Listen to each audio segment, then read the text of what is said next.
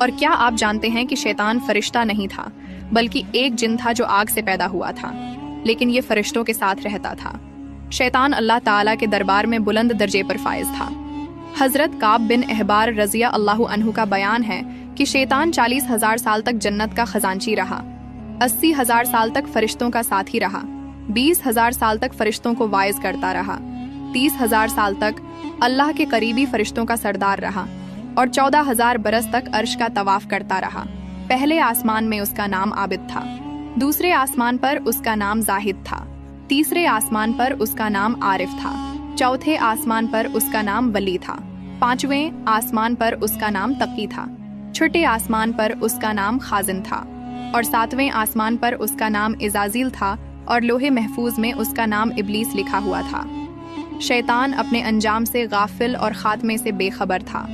جب اللہ تعالیٰ نے حضرت آدم علیہ السلام کو سجدہ کرنے کا حکم دیا تو شیطان نے انکار کر دیا اور حضرت آدم علیہ السلام کی تحقیر اور اپنی بڑائی کا اظہار کر کے تکبر کیا۔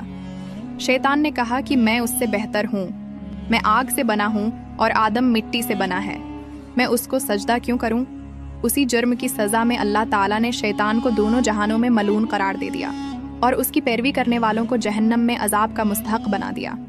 جب قیامت کا دن آئے گا تو حضرت اسرافیل علیہ السلام سور پھونکیں گے، جس سے تمام جن انسان، جانور، فرشتے اور شیاطین مر جائیں گے۔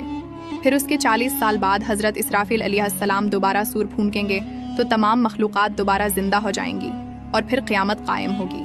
قیامت کے روز تمام نیک اور بد کو ان کے اعمال کے مطابق سزا اور جزا دی جائے گی۔ اب بات کرتے ہیں کہ شیطان کو جہنم میں کہاں رکھا جائے گا۔ جہنم کے 3 طبقات ہوں گے۔ پہلے طبقے میں منافقین ہوں گے، دوسرے طبقے میں وہ لوگ ہوں گے جو شیطان کے پیروکار ہوں گے اور اس کے پیچھے چلنے والے ہوں گے۔ بروز قیامت شیطان ان سے بھی بھاگے گا اور یہ کہے گا کہ کیا میں نے کہا تھا کہ میری پیروی کرو؟ آج میں خود کو نہیں بچا سکتا تو تمہاری کیا مدد کروں گا؟ جہنم میں ایسے لوگوں کا امام اور سردار شیطان ہوگا۔ تیسرے طبقے میں عام جاہل کفار ہوں گے، ایسے کفار جن تک اسلام کا پیغام تو پہنچا لیکن جہالت اور ان کی ضد نے انہیں اسلام سے دور رکھا اور وہ دائرہ اسلام میں داخل نہیں ہوئے۔ دوستو، قرآن اور حدیث میں اللہ تعالیٰ نے شیاطین سے بچنے کے کچھ طریقے بتائے ہیں، جیسا کہ ایک حدیث میں ذکر آتا ہے کہ جب کوئی شخص سو کر اٹھے تو وضو کرے اور 3 مرتبہ ناک جھاڑے، کیونکہ شیطان رات بھر اس کی ناک کے نتھنے میں بیٹھا رہتا ہے، جس سے آدمی پر سستی غالب آ جاتی ہے، پس ناک جھاڑنے سے وہ سستی دور ہو جاتی ہے۔ ایک اور حدیث میں حضور اکرم صلی اللہ علیہ وسلم نے فرمایا کہ جب غصہ آئے تو اعوذ باللہ من الشیطان الرجیم پڑھ لیا کرو۔ ایک اور جگہ آپ صلی اللہ علیہ وسلم نے فرمایا کہ جس گھر میں سورہ البقرہ پڑھی جاتی ہے وہاں شیطان داخل نہیں ہوتا۔